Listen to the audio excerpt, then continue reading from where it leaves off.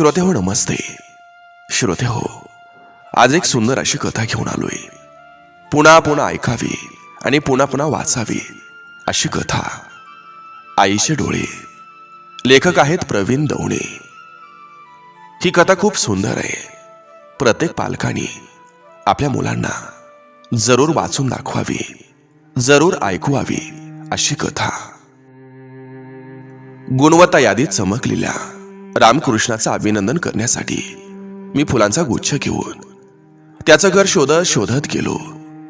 घर शोधता शोधता मला प्रश्न पडला, अशा झोपडपट्टीत राहतो रामकृष्ण, पण राहतो किती नीटनेटका. त्याच्या व्यक्तिमत्वातील टापटिपीवरून त्याच्या घराचा बांधलेला अंदाज हा साफ कोसळला होता. गटारांची अनेक जाळी धडपडत ओलांडत एका फळकुटाच्या झोपडीजवळ गेलो. हा, इथंच राहतो तो, असं कोणीतरी सांगितलं. काळोखातून प्रकाश बाहेर यावा तसा सलील माझ्या आवाजानंच बाहेर आला. सर या. आत गेलो. अरे अभिनंदन तुझं, गुच्छ देत असं म्हटलं. मला जायला तसा 3-4 दिवस उशीर झाला होता. अभिनंदनाची पहिली वर्दळ थांबवून आता रुटीन सुरू झालं होतं. गुणवत्ता यादीत आलेल्या मुलाचं हे असं घर. रामकृष्ण अभ्यास कुठं केला असेल? बाजूच्या रेल्वे आणि लाऊडस्पीकरच्या सततच्या गदारोळात त्यानं अभ्यास कसा केला असेल? त्याचं पुन्हा पुन्हा अभिनंदन करताना मनातल्या मनात ते काळोख कोपरं पाहत स्वतःलाच विचारत होतो. सर, खूप बरं वाटलं आज. खरं तर तुम्ही घरी आलायत हे खरंच वाटत नाही सर मला. सावरलेलो नाही मी. हा, तुमच्यासाठी चहा करतो असं म्हणत तो स्टोला पंप मारायला लागला. अरे रामकृष्ण, राहू दे रे, आपण बाहेर घेऊया. सर, तुम्ही नका काळजी करू, मी चांगला चहा बनवतोय. कोळसेवाडीत कॅन्टीन चालवतोय, फक्त चहाचं. चहाच्या वापाने वातावरण भारलं. अरे घरात दुसरं कोणी नाही? सर, ताई आहे, टायपिंगच्या क्लासला गेली, आणि वडील किराणा दुकानात थांबायला येत. आणि आई? आई नाही सर, आई नाही. रिंगाळलेली स्तब्धता ही कशी प्रवाही करावी या विचारानं मी गोंधळलो. चहा त्यानं खरंच उत्कृष्ट केला होता, अगदी जीव ओतून. रामकृष्ण, तू मार्गदर्शन व्याख्यानमालेत येत होतास, भेटत होतास, उत्तरपत्रिका पुन्हा पुन्हा तपासून घेत होतास, पण तेव्हा तुझ्याकडे पाहून सर, अहो माणसाची परिस्थिती दिसलीच पाहिजे का? आपलं कष्ट, आपलं जगणं बघून कुणीतरी अरेरे करून म्हणणं यानं काय साध्य होतं? सर बघा ना, आता सुद्धा मला खूप बक्षीस मिळाली, पण ती कायम पुरणार आहेत का? पुढचं शिकायला कष्ट करावंच लागणार आहे. बघा ना सर, टीव्ही वाले आले, निघून गेले.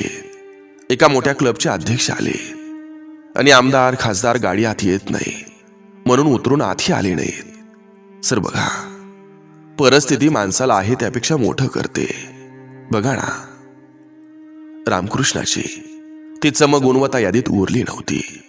ती वाक्यातून, डोळ्यातून चमकत होती. अरे कुठून शिकलास रे सगळं? सर, मी सभोवताच्या मुलांकडून शिकलोय. म्हणजे ती नुसता टाइमपास करतात, बहुतेक नापास होतात, आणि मग रात्री चुकार. सर, चोरी लबाडी हा त्यांचा उत्पन्नाचा मार्ग आहे. पितात, भांडतात. तेव्हा ठरवलं आपण तसं व्हायचं नाही. याच वर्षी नाही सर, मी 7वीतच ठरवलं. 7वीतच माझी आई गेली इथल्या सिव्हिल हॉस्पिटलमध्ये साध्या निमोनियानं. हे बघ रामकृष्ण, आता बदलेल सारं. हो ना सर, बदलते सारं. हा, गरिबीचा विचार करायला वेळच कुठं आहे हो सर? तसं आपलं डोळं हे कवचित भरून येतात. काळजाशी दडलेला अश्रू कवचित पापणीच्या काठावर येतात. माझ्या आणि अनेक कॉलेजच्या भोवती चकाट्या पेटत वेळेचा कचरा करणारी असंख्य मुलं आठवली.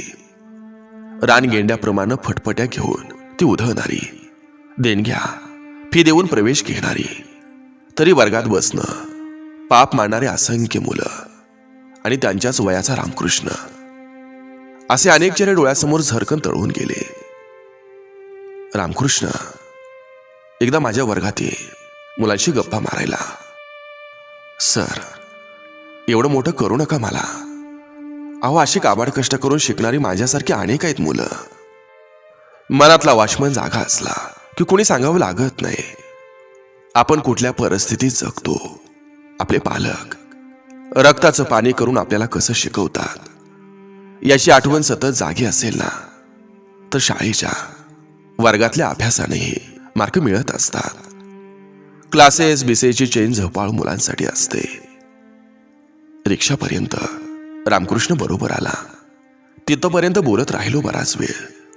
बोलता बोलता तो चटकन बोलून गेला. सर, भोवतीची मुलं हे पाहू ना, केव्हा तरी मलाही थोडी झापड आल्यासारखं होतं. मग अशा वेळी सर, मी फक्त आईचं डोळं आठवतो. आई म्हणजे? सर, आई राब राबायची, कागदाच्या पेशव्या करायची. गोंद कात्र्या घेऊन आम्ही तिच्या भोवती बसून तिला मदत करायचो. वडिलांची गिरणी संपानंतर बंदच पडली. त्यानंतर वनवास मागे लागला. शेवटी ती बोलायची, मी काही आता जगत नाही, पण तुझ्याकडे माझे डोळे कायमचे असतील. तू कसा शिकतोय, तू कसा मोठा होतोय ते पाहण्यासाठी. सर, ते डोळे आठवतात हो. रिक्षात बसलो तेव्हा हेच आठवत राहिलं. सतत कोणीतरी आपल्याला सांगावंच का लागावं, अभ्यास करा, लवकर उठा. पालक किती मरमर मरतात याची आतून जाण असणारा असा एखादा दुसराच असतोय. परवा एक शिक्षिका असलेली पालक आई ती स्टाफरूम मध्ये विषण्ण चेहऱ्यानं आली. अहो सर, मुलगा ना काही सकाळी उठतच नाही हो. 7चं लेक्चर नेहमी बुडवतो, ऐकतच नाही. आता म्हणतो शिकायचंच नाही, मला काही करायचंच नाही. अहो, कुणाचं मुळे ऐकतच नाही हो. हे फक्त रडायची बाकी होती ती बाई. खूप काही सुंदर घडवण्याच्या तारुण्याचा ऋतू हा संपून गेल्यावर कितीतरी विद्यार्थी जागे होतात तेव्हा उशीर झालेला असतोय. एक भकास दुपार आणि निराश संध्याकाळ. सकाळी उठण्यासाठी जबरदस्ती, कॉलेजला जाण्यासाठी जबरदस्ती, मग शिकण्यासाठी, मग परीक्षेसाठी, त्याआधी वर्गात हजर राहण्यासाठी जबरदस्ती. जबरदस्तीनं कधी मूल उमलतं का? रोपानं स्वतःहून आतून ठरवलेलं असतं आणि विद्यार्थ्यांनाही असं आतूनच ठरवायला हवं. आईचे बाबांचे डोळे आठवण्यासाठी ते प्रत्यक्ष मारायलाच हवेत का, हा विचार मुलांनी करायला पाहिजे. आपण वर्गात गुंडगिरी करत असताना किंवा वाह्यात वेळ घालवत असताना, चाचणीत 0 मार्क मिळवत असताना, बसमधून लोकलमधून लोंबकळत येणारे आई वडील हे आठवत नाहीत का? मुलांसाठीच पैसे जमा करायला सारखे वेगवेगळ्या ठिकाणी कंपनीच्या कामासाठी वाऱ्या करणारे थकलेले बाबा आठवत नाहीत का? घरात आपण लहान असू पण जाणीवेनं थोडं समजूतदार झालं तर पालकांच्या घामाचं गुलाब पाणी होऊ शकतं. यशाची राईस प्लेट हे रेडीमेड मिळत नसते, हे आताच कळायला हवंय. यश शिजत ठेवावं लागतं परिस्थितीच्या धगीनं, कधी महत्वाकांक्षेच्या इंधनानं आयुष्य उकळत ठेवावं लागतं. हे केव्हा कळणार? 40व्या वर्षी SSCला फॉर्म भरायला पैसे नव्हतं. ते रामकृष्णाकडे पाहताना आठवून गेलं. आईच्या हातातली शेवटची सोन्याची बांगडी घाण टाकण्यासाठी, तेही कधीच न मिळण्यासाठी निघालेले माझे वडील आठवले. आई म्हणाली, अहो शेवटचे आहे, पुढं काय? अजूनही घरातले ते क्षण आठवतंय. नातेवाईकाने केलेली अपेक्षा आठवते. निष्कांचन आईला पुढे येऊ न देणारे नातेवाईक आठवलं. कुणाच्या तरी लग्नात माझी बोरमाळ तू घाल थोडा वेळ, अगदीच काळी पोत बरी दिसत नाही असं आईला म्हटल्यावर माझी लाज वाटत असेल तर मी येणार नाही. आले तर जसे तशीच येईन. हे बाणीदारपणे सुनावणारी आई आठवली आणि नंतर ती म्हणाली होती, माझा दागिना बघायचा असेल तर माझ्या मुलाला बघा. त्या वाक्यानं केवढी जबाबदारी टाकली आपल्यावर ते आठवलं. असे प्रसंग झपाटून शिकणाऱ्या मुलांच्या आयुष्यात निरांजन होऊन येतात. दारिद्र्य हे माणसाला संपवू शकत नाही, पण आळस, उदासीनता, ध्येयशून्यता पार नेस्त नाबूद करते माणसाला.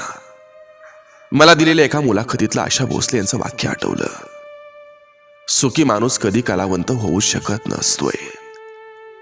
खूप काही प्रेरणा देणारी ही रसरसलेली आयुष्य तेव्हाच घडतात, आकाराला येतात, जेव्हा जगाच्या पाठीवर आपण कुठे असलो तरी आपल्याला आठवत असताना कष्टाळू, अफार विश्वासानं कर्तव्य गाजवण्यासाठी जगात ज्याने आपल्याला पाठवले, असे आपल्यासाठी स्वप्न पाहणाऱ्या आईचे डोळे, आपल्या आईचे डोळे.